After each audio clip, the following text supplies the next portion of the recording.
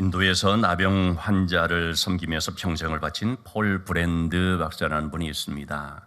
선교사님 아들로서 인도 선교사로 사역했던 그것을 생각하면서 그곳에서 참 아주 귀하게 쓰임받은 삶을 살았습니다.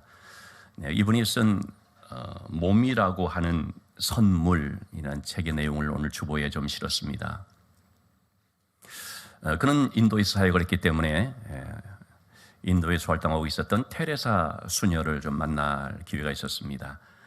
테레사 수녀는 사랑의 선교회라는 단체를 조직해서 특별히 거리에서 죽어가는 불황자들을 찾아서 그들을 돌보며 그야말로 품이 있는 죽음을 맞을 수 있도록 섬기는 그런 사역들을 했습니다. 그런데 한 기자가 그걸 보면서 좀 이렇게 문제 제기를 한 것입니다. 제한된 자원을 가지고 이왕이면 좀 살 가능성 있는 사람들에게 투자를 해야 마땅할 것 같은데 왜 얼마 살지도 못할 그런 사람들을 위해서 쓰는가 하는 것입니다.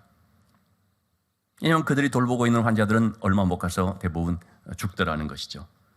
그래서 이렇게 질문을 했습니다. 도대체 이 진료소에서 치료 성공률이 얼마나 됩니까? 기자는 굉장히 날카로운 시각으로 질문했다고 생각을 했을지 모르겠습니다. 그런데 그의 관점은 뭡니까? 성공률이 얼마나 되는가 하는 것이죠. 한편 조금 무례할 수도 있는 이런 질문 앞에서 테레사 수녀는 차분하게 이렇게 대답을 했습니다. 이 사람들은 평생 개와 같은 취급을 받았던 사람들입니다. 그러니 죽을 때만이라도 천사처럼 이렇게 대접을 받는 그런 죽을 권리가 있지 않을까요? 한 것입니다. 또 다른 언론인인 멜컴 머거리지라고 하는 사람도 인도에 왔다가 그 현장을 보고 굉장히 참 고민스러운 마음으로 글을 썼는데 아주 격렬하게 열변을 토하면서 이렇게 썼습니다. 그런 죽어가는 사람들을 수렁에서 그녀가 건져낸 사람들이 통계상으로 보면 대단한 성과가 아니다. 통계상으로 볼 때 얼마 안 된다는 것이겠죠. 그런데 그는 굉장히 의미 있는 한 문장으로 글을 마칩니다. 하지만 기독교는 삶을 통계로 보지 않는다. 저는 이 책을 보면서 이 한 문장이 너무 마음에 꽂혔습니다. 맞다. 이것이 복음이고 이것이 기독교다 하는 것입니다. 여러분, 기독교는요, 한 생명을 통계로 보지 않습니다. 숫자로 보지 않습니다. 그렇기 때문에 목자는 양 한 마리를 잃어버렸는데요, 99마리를 놔두고 잃어버린 양을 찾아서 숨가쁘게 다닐 수 있는 것입니다. 왜냐하면 그것은 100분의 1이 아니고 한 생명이기 때문이죠. 그래서 찾았을 때는 얼마나 기쁜지 크게 잔치를 하는 거죠. 여러분, 하나님의 사랑이라는 아가페 사랑이라는 것이 뭡니까? 사람을 통계로 보지 않습니다. 숫자의 많고 적음을 가지고 따지지 않습니다. 한 사람 한 사람을 고귀한 구원받을 생명으로 보는 것이죠. 오늘 본문의 말씀은 바로 그런 하나님의 마음을 잘 보여주는 내용이라고 하겠습니다. 주님이 이 땅에 오신 것, 오늘 우리 시온 찬양대에서 귀한 찬양을 해주셨습니다. 주님이 이 땅에 오셨습니다. 주님이 이 땅에 오신 이유는 무엇 때문입니까? 죄인들을 구원하시기 위함이었습니다. 잃어버린 한 생명을 찾아서 구원하기 위함이죠. 그렇기 때문에 그 당시에 세리, 죄인이라고 말을 듣는 많은 그 창기들, 이러한 사람들이요, 주님께로 몰려오는 것입니다. 왜냐하면 주님이 다 받아주니까. 그런데 이런 모습을 보면서 굉장히 비난하는 사람들이 있었죠. 그들은 나름 신앙이 있다라고 하는 바리새인 서기관들이었습니다. 2절의 말씀을 보면 주님을 향하여서 이 사람이 죄인을 영접하고 음식을 같이 먹는다. 수군거립니다. 여기서 수군거리다란 말 디아공귀조라고 하는 단어는 떠들다, 불평하다라는 그런 말입니다. 그들은 왜 주님의 이런 모습에 대해서 불편한 마음으로 비판을 하게 됩니까? 이러한 사람들은 더러운 죄인이라는 것이죠. 구원받을 가치가 없다는 것입니다. 지옥의 불쏘시개 정도로 쓰여지는 사람이다 라고 여겨버리는 거죠. 그런 바리새인들을 보면서 주님이 비유로 오늘 말씀을 하시게 됩니다. 누가복음 15장에는 사실 세 가지의 이제 비유가 있는데 오늘은 우리가 앞에 두 비유 정도를 살펴보게 됩니다. 4절의 말씀에서 어떤 사람이 양이 100마리가 있습니다. 이것은 당시에 보통 있었던 관례였습니다. 그 100마리 중에서 한 마리를 잃어버리게 됐을 때 그 잃어버린 한 마리를 찾기 위해서요 99마리를 놔두고 찾도록 찾아다녔다는 거죠. 그렇게 하지 않느냐라고 주님 말씀하시면서 그리고 또 찾으면 어떻게 합니까? 그 양을요 참 데리고 오는 것도 아닙니다. 어깨에 메고 사람들 앞에서 내가 이렇게 찾았다고 사람들에게 자랑하고 싶은 그런 마음으로 어깨에 메고 와서 사람들 불러 모아서 함께 즐기자. 나만의 기쁨이 아니라 같이 기뻐하자. 이렇게 잔치를 베풀게 된다는 거죠. 8절 말씀에서도 이 두 번째 이제 비유가 되죠. 한 여인이 드라크마를 갖고 있는데 이 10드라크마 중에서 하나를 잃어버렸을 때 그거 하나 찾기 위해서 등불을 켜서 집안 곳곳을 그냥 부지런히 샅샅이 훑으면서 찾아내기까지 찾지 않느냐 하는 이 말씀을 하십니다. 드라크마라는 것은 당시 로마의 화폐 단위인데 이것을 좀 유대식으로 바꾸면 데나리온이 됩니다. 한 데나리온 하면은 하루 일당이거든요. 혹 그것을 10만 원 정도라고 치십시다. 10드라크마 그러면은 한 100만 원. 그 중에서 요 10만 원짜리 하나를 잃어버렸다는 것이죠. 그런데 이것은 단순히 그냥 금액의 그런 많고 적음의 문제가 아니었습니다. 왜냐하면 이 10드라크마라는 것은 당시 유대 사회에서 결혼을 앞둔 여성에게 신랑 될 사람이 하나의 꾸러미처럼 선물로 안겨주는 그런 예물이었다는 것입니다. 그걸 가리켜서 세메디라고 불렀다고 합니다. 그러면 이 신부는 그것을 이제 결혼식 때 이제 그 꾸러미 10드라크마의 꾸러미를 가지고 팔찌로 팔에 끼든가 아니면 목걸이처럼 목에 걸든가 아니면은 머리띠처럼 이제 이렇게 이걸 띄든가 그런 식으로 했다는 거죠. 근데 여러분 여기서 한 드라크마를 잃어버리면 어떻게 됩니까? 10개 중에 하나 없는 게 아니라 요 10개라고 하는 꾸러미 자체가 이게 의미가 없어져 버린다는 것입니다. 때로는 이것 때문에 결혼을 못하는 그런 사유가 돼버리기도 한다는 거죠. 그러니까 이것은 10분의 1의 그런 의미가 아닙니다. 이거 하나는 이 전체를 구성한, 이 하나가 있어야 전체가 이제 구성되는 너무나 중요한 의미가 되는 거죠. 그래서 이 한 드라크마를 찾으면 어떻습니까? 마치 그것은 결혼을 되찾은 것처럼 너무너무 기뻐하는 거죠. 여러분, 우리는 이 경제 논리, 투자를 했는데 효과가 얼마나 나타나느냐, 투자 대비 효과를 따집니다. 그래서 하나를 투자했으면 뭐 두세 개 효과가 나타나야 되는데 10개를 투자해서 하나를 건진다면 뭐라고 합니까? 이것처럼 비효율적이고 비생산적이고 가치 없는 것이 어디 있느냐라고 말하게 될 것입니다.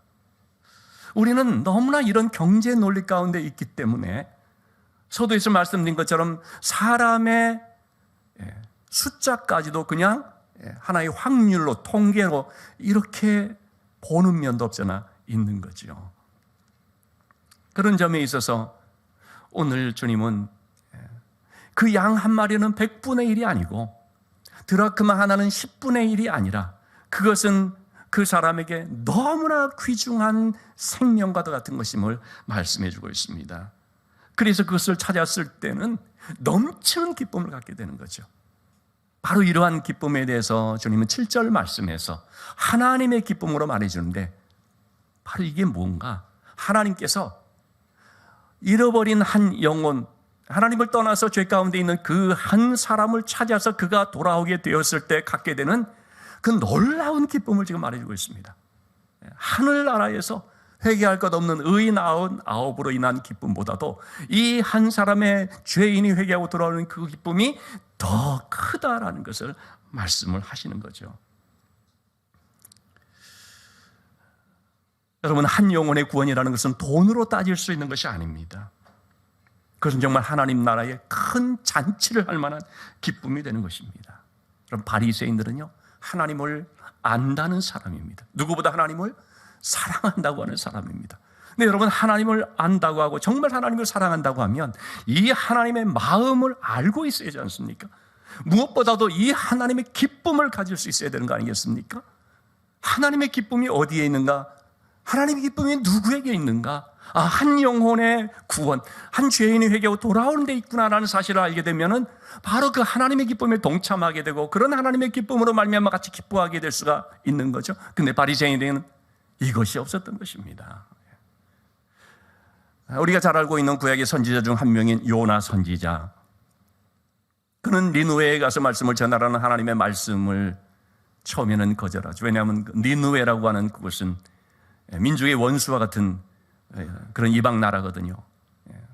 좀 전에도 말씀드린 것처럼 그런 이방인들은 마치 지옥의 불쏘시개처럼 생각되고 있었던 상황이었기 때문에 요나는 거절을 하죠. 그래서 도망을 갔다가 하나님의 연단을 받고 할 수 없이 니느웨에 가서 복음을 전하죠. 회개의 메시지를 전하죠. 그러자 니느웨 사람들이 요나의 기대와는 달리 진짜로 회개를 해버리거든요.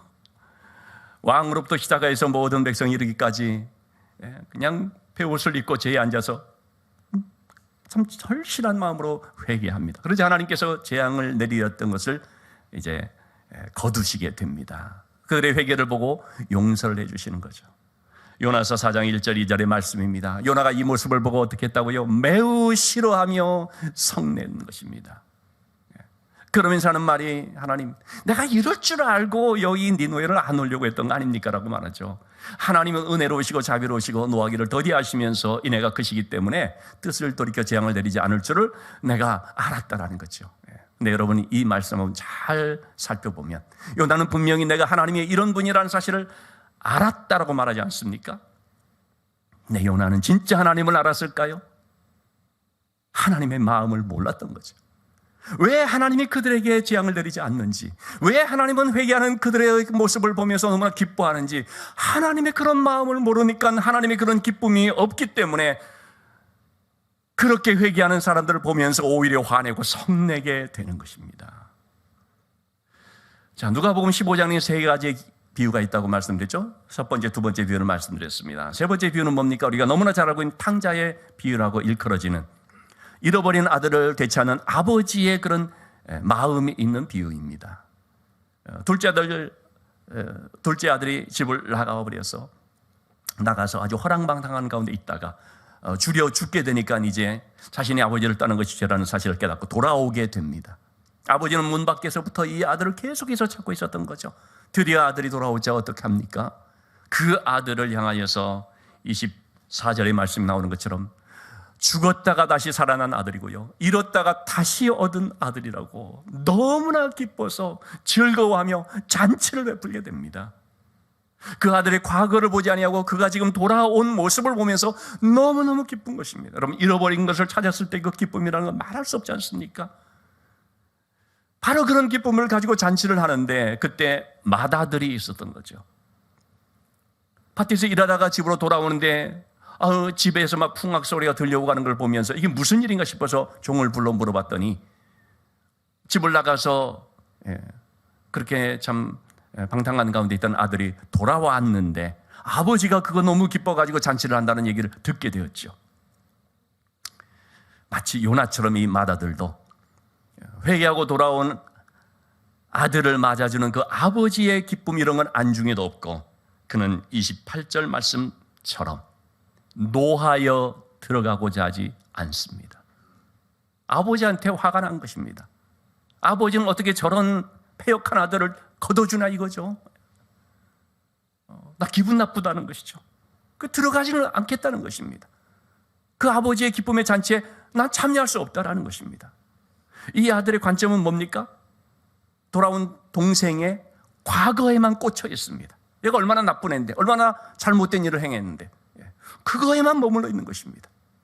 거기서 돌아온 모습은 안 보이는 거죠. 그 돌아온 걸 보면서 기뻐하는 아버지의 마음은 전혀 모르는 것이죠.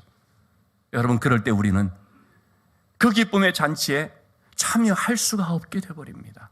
한 영혼에 회개하고 돌아오는 것에 대해서 전혀 기뻐하는 마음을 갖지 않게 되는 것입니다.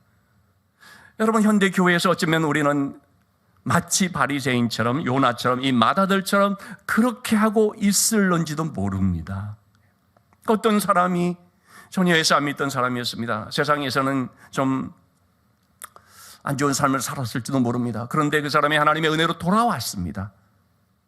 그럴 때 여러분, 우리의 마음은 마땅히 참 한 영혼의 회개로 인하여서 이렇게 구원받는 것이 얼마나 귀한가라고 반겨 맞아줄 수 있어야 되는 거 아니겠습니까? 그렇지만 어떤 경우는 뭐 저런 사람이 구원을 받아, 무슨 저런 사람이 교회를 나와, 무슨 저런 사람에게 하나님의 은혜가 임해, 기분 나빠, 하나님 마음에 안 들어요. 여러분, 이렇게 되는 경우가 있을 수 있다는 거죠. 우리의 의에 사로잡히면, 그 사람의 과거의 모습에만 꽂히면 여러분, 그럴 수가 있습니다. 그래서 이 바리새인에 대한 것들 우리가 평가할 것이 아니라 혹 나에게 그런 면은 없는가를 좀 돌아볼 필요가 있는 것이죠. 자, 오늘 본문의 말씀을 통해서 한 두 가지 면을 좀 주목해서 볼 수 있으면 좋겠습니다. 첫째는 이 본문을 통해서 우리는 한 생명을 찾으시는 하나님의 열심이 나오는 것을 볼 수 있다는 거죠. 본문에 잃어버리다라고 하는 단어는요, 아폴림이라고 하는 단어인데, 이것은 자신의 연약함과 무지함으로 인하여서 길을 벗어난 것을 말합니다. 100마리 양 중에 한 마리가 길을 잃었는데, 그것은 여러분, 목자가 이 한 마리를 건사하지 못해서 놓쳐버린 것이 아니고요, 양 자신의 연약함과 무지함과 부족함으로 인하여서, 또는 자기의 그런 욕심으로 인해서 길을 이탈해버린 것을 말합니다. 목자의 잘못이 아니고요, 양 자신의 잘못으로 이것이 잃어버리게 된 것입니다. 마치 세상에서 방황하는 이런 죄인들의 모습과도 같은 거죠. 여러분, 그럴 때 목자가 네 잘못이니까 네가 좀 정신 차리고 돌아올 때까지 내가 기다려주겠어, 그렇게 하지 않더라는 겁니다. 간절한 마음으로 돌아오기를 기다린 그게 아니라는 것입니다. 목자가 양을 찾아 발벗고 나선 것입니다. 산 넘고 물을 건너면서, 가시던 물을 헤치면서 그냥 어떤 찾을 때까지 찾는 그 열심으로 나갔다라는 거죠. 여러분, 이것이 바로 하나님이 우리를 찾으시는 목자인 것을 이렇게 보여줍니다. 여러분, 세상의 모든 종교는요, 다 자신이 신을 찾아갑니다. 내가 얼마나 그 신을 향하여 열심히 찾아갔는지를 말합니다. 내가 어떤 지극정성으로 그 신을 찾는지를 강조합니다. 그렇지만 성경은 하나님이 우리를 찾아오셨음을 말합니다. 우리 중에 한 사람도 내가 하나님 찾은 사람 없습니다. 내가 찾은 것 같지만 사실은 하나님이 나를 찾아오셨습니다.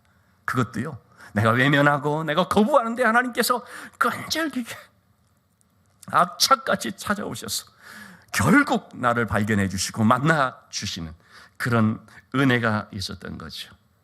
제가 정말 존경하는, 서구의 신학자 중에 가장 존경하는 분이 존 스타트 목사님입니다. 20세기 복음주의의 아주 대표로 일컬어지는 분입니다. 이번에 책을 많이 읽고 또 참 많은 그런 도전도 받고 그랬는데요. 존 스타트 목사는 나는 왜 그리스도인이 되었나라는 그 책에서 자신이 어떻게 은혜로 구원받게 됐는지를 말합니다. 그는 내 부모님의 영향도 아니고 나의 스승님의 영향도 아니고 내 자신의 결단 때문도 아니라 천국의 사냥개 때문이었다라고 말합니다. 천국의 사냥개 혹은 하늘의 사냥개라는 표현인데요, 내가 원하는 길로 가려고 도망치고 할 때 그럴 때조차도 끈질기게 찾아오신 주님 때문에 바로 그 주님을 천국의 사냥개로 이제 표현한 거죠. 그분의 은혜롭게도 나를 추적하신 그것이 없었다면 오늘의 저는 헛되고 버림받은 인생들 쓰레기 더미 속에 놓여 있었을 것입니다 라고 말합니다. 이 천국의 사냥개라고 하는 표현은요, 영국의 유명한 시인인 프란시스 톰슨의 대표적인 시의 제목입니다. 그는 외로운 유년기를 보냈습니다. 장사하면서 아버지의 기대에 따라서 성직자도 되지 못하고 의사도 되지 못하고 군인도 되지를 못했습니다. 오히려 마약에 빠져서 런던 빈민가에서 너무나 초라한 인생을 살고 있었는데, 그때 자신을 계속해서 추적해오는 하나님의 이 손길을 느꼈던 것입니다. 벗어나버리고 발버둥 치고 발버둥 쳤지만 결국은 그 주님 앞에 무릎을 꿇고 그리고 그분을 영접하면서 그의 삶이 완전히 변화됐다는 것입니다. 그때 쓴 시가 이 천국의 사냥개라고 하는 기념비적인 시입니다. 나는 그에게서 도망을 쳤는데 밤이든 그리고 낮에도 나는 그에게서 도망치려고 했는데 수많은 세월들을 그렇게 했다는 거죠. 그러나 하나님은 계속적인 음성을 통해서 찾아오고 마침내 내가 바로 네가 그렇게 찾고자 했던 자다 이렇게 말씀을 해줬다는 것입니다. 저는 구약의 많은 구절 중에서 가장 사랑하는 구절 중에 하나로 시편 23편 6절을 꼽습니다. 제가 하나님의 은혜로 참 신앙의 방황을 하던 가운데 예수 그리스도를 만난 큰 감격이 있는데요, 그때 저는 이 말씀이 너무 와닿았습니다. 나의 평생에 하나님의 선하심과 인자심이 반드시 나를 따르리니, 하나님은 도망가는 저를 끝까지 찾아오셔서 누군가를 보내어서 계속 집요하게 찾아오셔서 마침내 하나님의 은혜 가운데 있게 해주셨던 것입니다. 그래서 저는 정말 잊을 수가 없습니다. 1982년 3월 초 어느 날 제 제주도 선배인 한 누나가 찾아와서 성경 공부 같이 거기에 나오지 않을 것이냐고 제안을 했던, 바로 그것이 제 인생의 방향을 트는 그런 계기가 됐는데요. 그러면서 마침내 주님을 만나게 되었을 때, 하나님께서 나를 이렇게 끈질기게 찾아오셨구나 하는 것을 느꼈습니다. 하나님은 바로 그런 하늘의 사냥개와 같은 분이십니다. 그처럼 하나님은 우리를 집요하게 추적하는 것입니다. 그 하나님께서 이른 양을 찾아 오는 이런 열심이 없었다면 여러분 아마 오늘 우리는 이 자리에 없었을지도 모릅니다. 자, 그렇다면 여러분 이제 우리는 어떻게 해야 됩니까? 우리도 하나님을 그렇게 간절하게 찾아야 됩니다. 늘 하나님만 나를 찾는 것이 아니고 내가 이제는 그 하나님을 정말 열심히 찾아야 됩니다. 그리고 또한 잃어버린 한 영혼을, 하나님의 마음을 가지고 우리가 열심히 찾아 나서야 됩니다. 지난 시간에 말씀드린 것처럼 나의 무비보셋을 찾아서 그에게 내가 받은 은혜를 베풀 수 있어야 한다는 것이죠. 오늘 본문을 통해서 두 번째로 살펴보고자 하는 것은 우리 한 사람의 생명을 구원하시기 위해서 하나님께서는 엄청난 대가를 지불했다는 것입니다. 하나님은 목자가 이른 양 한 마리를 찾기 위해서 99마리를 놔두고 가는 것처럼 우리 한 사람을 찾기 위해서 너무나 큰 대가를 지불을 하셨습니다. 우리 모교 양육에서 얼마 전에 제가 라이언 일병 구하기라는 영화의 내용을 좀 소개를 했었습니다. 여러분들 대부분이 봤으리라고 아는데요. 2차 대전 때 라이언 집안에 4형제가 있는데 다 전쟁에 나가게 됐죠. 그런데 각각의 전투에서 차례차례로 첫 번째, 두 번째, 세 번째 3형제가 전사하고 말았습니다. 그들의 전사 소식이 어머니에게 전해졌습니다. 아들을 보내고 나서 안전하게 돌아오기를 간절히 기도하면서 지내고 있었던 어머니가 3명의 아들의 전사 통지서를 받는데 그만 다리에 힘이 풀려서 주저앉고 말지요. 육군 참모총장은 마샬은 이 소식을 듣고 안 된다, 이 마지막 남은 막내 아들만이라도 살려서 돌려보내야 된다. 그래서 특별 지시를 내리게 됐죠. 이 막내 라이언 일병을 구하기 위한 특별 구출팀이 조직이 되어지죠. 밀러 대위를 중심으로 해서 8명 팀을 꾸려서 그를 찾아 나섭니다. 그리고 마침내 적진에 고립되어 있는 이 라이언 일병을 발견하게 되고 그를 구하여 돌려보내면서 자기들은 전부 전사하고 맙니다. 1명을 살려보내면서 8명이 죽는 것이죠. 굉장히 그 영화는 참 우리에게 시사하는 바가 큽니다. 거기에 나오는 한 질문이 그런 거죠. 왜 1명을 구하기 위해서 8명이 갑니까? 왜 1명을 구하기 위해서 8명이 죽습니까? 그 1명은 대단히 가치 있고 우리는 뭐 그럴 만한 사람이 아닙니까? 하는 이러한 어떤 질문들이 참 우리에게 뭔가를 생각하게 하는 그런 질문이 될 수 있다고 봅니다. 이 영화를 만든 사람은 스티븐 스필버그, 유명한 감독이지 않습니까? 그는 1944년 7월 9일자의 신문을 발견하게 됩니다. 거기에 4형제 중에서 3명이 전사했다는 소식에 당국이 이 1명 남아있는 막내를 귀환시키기 위해서 구조대를 조직했다는 이런 기사를 보게 됐습니다. 그것은 실제로 뉴욕에 살고 있었던 그 닐란드 4형제의 얘기였습니다. 그걸 이제 모티브로 해서 영화를 만들게 됐습니다만, 여러분, 1명을 위해서 8명이 죽는 이걸 보면은 이게 얼마나 비효율적으로 느껴질 수 있습니까? 비생산적으로 느껴질 수 있습니까? 그런데 제가 영화 얘기를 하려고 하는 것이 아닙니다. 하나님께서 하시는 것이 바로 우리가 볼 때 너무 비효율적이고 너무 비생산적인 것처럼 보여지는 바로 그런 방식이었다라는 것이죠. 왜요? 우리 한 사람, 죽을 수밖에 없는 죄인 우리 한 사람을 구원하기 위해서 어떤 대가를 하나님이 지불하셨습니까? 하나님의 아들 예수 그리스도를, 독생자를 이 땅에 보내셔서 그를 모든 우리의 죄를 담당시켜서 십자가에서 죽게 하심으로 그의 피로 말미암아 그의 희생을 통하여서 우리를 구원하셨다는 거죠. 여러분, 이처럼 낭비처럼 보여지는 게 어디 있습니까? 그래서 어떤 분들은 이걸 가리켜서 거룩한 낭비다라는 표현도 씁니다. 하나님의 거룩한 낭비. 예수님이 십자가를 앞에 두고 베다니에 있을 때에 죽은 나사로의 그 동생인 마리아가 오라비가 살아남으로 인해서 너무나 감격적으로 예수님 앞에 나와 엎드리면서 주님께 향유를 붓게 되지요. 요한복음 12장 3절에서 6절에 나와 있는 말씀인데요. 그 향유는 300데나리온이나 되는 너무나 값진 그런 금액이 나가는 향유입니다. 그걸 그대로 그냥 예수님께 붓죠. 그러자 가룟 유다가 뭐라고 합니까? 다른 복음서에 보면 그렇게 나왔습니다. 왜 이것을 허비하느냐, 낭비하느냐라는 것이죠. 아니, 이거를 팔아서 가난한 자들에게 주면 좋지 않겠냐는 거죠. 사실은 이때도 가룟 유다는 자기가 돈주머니를 맡았기 때문에 그것을 훔쳐갈 생각을 한 거죠. 어쨌든 여러분, 우리가 이런 가룟 유다와 같은 질문을 던질 때가 있고 그런 생각을 할 때가 있습니다. 아니, 이 정도 가지고서 뭐 다른 데 쓰면 더 좋을 건데 라는 식으로 말이죠. 그러나 여러분, 그런 것이 아닙니다. 하나님께서 하시는 방법도 그런 것이었고 오늘 우리 교회에서도 하는 것도 그런 것입니다.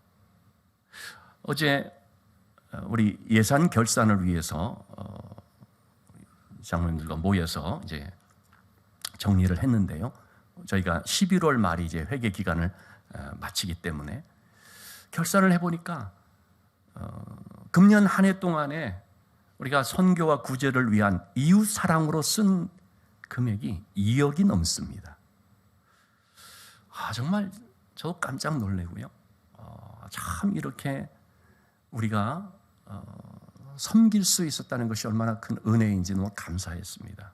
자, 그런데 여러분, 이런 식의 어떤 접근을 할 수도 있죠. 그렇다면 그렇게 많은 금액을 써서 섬겼다고 한다면 과연 그럼 거기에 교회 부흥 성장이 얼마나 효과가 있었느냐, 어떤 보탬이 되었느냐라고 따진다면 어떻게 하겠습니까? 저는 별 할 말이 없습니다. 당장 눈에 보이는 어떤 뭐가 있는 것이 아니거든요. 그렇다면 여러분, 우리가 그럼 그렇게 거금들을 이렇게 쓴 것이 낭비한 겁니까? 비효율적인, 비생산적인 또는 무가치한 그런 쓰임입니까? 그렇지가 않죠. 우리는 생명을 바라보면서 한 생명이 구원함을 얻을 수가 있다면 하나님께 맡기고, 그리고 우리가 할 수 있는 사랑을 베풀며 섬김으로 나가는 것이죠. 왜요? 하나님이 그렇게 하셨으니까. 우리 한 사람을 위해서 독생자 예수 그리스도를 주시기까지 아낌없이 그렇게 다 쏟아부었으니까 정말 그것은 바로 하나님의 방법이고, 그러므로 저와 여러분들 우리가 구원을 받게 되었음을 볼 수 있습니다. 저는 말씀을 마무리하면서 두 가지의 질문을 좀 같이 나누고 싶습니다. 첫째는 나는 정말 무엇을 귀하게 여기고 있는가라고 하는 문제입니다. 여러분, 우리는 진짜 내가 귀하게 여기는 것은 정말 아끼기 때문에 그걸 잃어버리면 어떻습니까? 반드시 찾습니다. 이거 꼭 있어야 되는 것이기 때문에 반드시 찾습니다. 그게 뭐냐? 우리가 물을 필요가 있는 것이죠. 제 후배 목사님 중에서 지금 일산에서 굉장히 이름 있게 사역하는 박모 목사님이 있습니다. 신학대학원 후배 목사님인데요. 이분이 한 얘기를 제가 들었습니다. 예전에 한 개척교회를 섬길 때에 좀 담임 목사님을 도우면서 좀 섬겼었는데, 그 목사님의 누님 되시는 분이 이제 권사님인데, 그분이 한때는 남편이 잘 나가서 외국에도 나가고 그러면서 한 번은 명품백을 선물로 줬다는 것입니다. 처음 받아보는 너무나 의미 있는 그런 명품백이겠죠. 그런데 어느 날 버스에서 내리면서 그것을 놔두고 내려버렸습니다. 잃어버렸죠. 그거 돌아오겠습니까? 명품백인데. 새벽기도 나와서 기도하는데 기도도 안 나옵니다. 하나님 찾게 해주세요. 내 하나님의 음성이 들리더라는 것입니다. 아깝냐? 아깝습니다. 얼마짜리인데, 그게 나의 어떤 의미인데. 그때 하나님의 한 묵직한 음성이 있었다는 것입니다. 그럼 네 딸은 안 아깝냐? 라고 했다고 합니다. 이 권사님이 사연이 있었는데, 딸과 어떤 일로 의가 상해서요, 이 딸을 의절을 해버린 것입니다. 20년 동안 단절을 해버려서 딸이 결혼해도 안 가고 손주 낳는데도 안 가고 독한 어머니였던 거죠. 네 딸은 안 아깝냐? 이 말에 가슴이 처진 거죠. 네 딸이 명품백보다 못하냐? 그렇게 느껴진 겁니다. 집에 와가지고요, 그냥 집안을 뒤져서 전화번호를 막 찾아냈다고 합니다. 그 순간 못 찾았으면 하는 마음도 있었다고 합니다. 근데 하나가 발견이 됐습니다. 전화했습니다. 20년 만에 들려온 어머니 목소리지만 알죠? 아무 말을 안 했다고 합니다. 그래서 말했습니다. 미안하다. 둘 다 울었습니다. 그리고 나중에 이제 만나게 됐습니다. 풀게 되었겠죠. 그리고 다음 날 놀랍게도요, 명품백이 돌아왔습니다. 거기에 신분증이 있었는데 어떤 분이 참 그대로 그걸 돌려줬다는 거죠. 여러분, 우리는 뭘 그렇게 아깝게 여겨서 잃어버리면 찾으려고 하는 걸까요? 물질입니까? 아니면 생명입니까? 근데 여러분, 우리가요, 너무 물질주의 사회 속에 살다 보니까요, 생명보다 물질을 더 귀중하게 여기는 마음이 은근히 우리 속에 자리 잡고 있는 것이 아닌가 싶습니다. 뭐가 중요한가? 하나님은 오늘도 우리에게 물을 수 있습니다. 무엇가 더 중요하게 여겨지는 건가? 그래서 우리는 정말 나는 한 생명을 귀하게 여기는 사람인가? 그것을 위해서라면 그 한 생명을 얻기 위해서 어떤 희생도 내가 아까워하지 않을 수 있는 그런 마음을 갖고 있는가? 찾았을 때 하나님의 기쁨으로 기뻐할 수 있는가를 생각해 볼 필요가 있습니다. 두 번째 우리가 가져야 될 질문이 이런 것일 것 같습니다. 구원받은 자로서 내가 과연 그 구원받은 자로서 합당하게 가치 있는 삶을 살고 있느냐 하는 것입니다. 제가 소개해드린 라이언 일병 구하기 영화의 맨 마지막 장면은 노인이 된 라이언 일병이 자기를 위해 희생한 군인들 무덤 앞에서 아내에게 이렇게 묻는 장면이 나옵니다. 나는 이분들이 희생하여 구할 정도로 그렇게 가치 있는 좋은 사람이었나? 아내가 그렇다라고 대답을 해주죠. 여러분, 우리는 나를 위해서 모든 물과 피를 쏟으시며 마침내 대속의 제물이 되신 예수님의 십자가 앞에서 사실은 날마다 물어야 되는 거죠. 내가 그 십자가 앞에서 이렇게 구원받은 자로 정말 가치 있는 삶을 지금 살아가고 있는가라는 것입니다. 왜냐하면 많은 사람들이 구원받고 나는 기뻐하고 그걸로 끝이에요. 나 구원받았으니까 됐다라는 거죠. 그래서 여전히 죄를 짓고 하나님과 관계없는 삶을 살아가는 경우들도 얼마나 많습니까?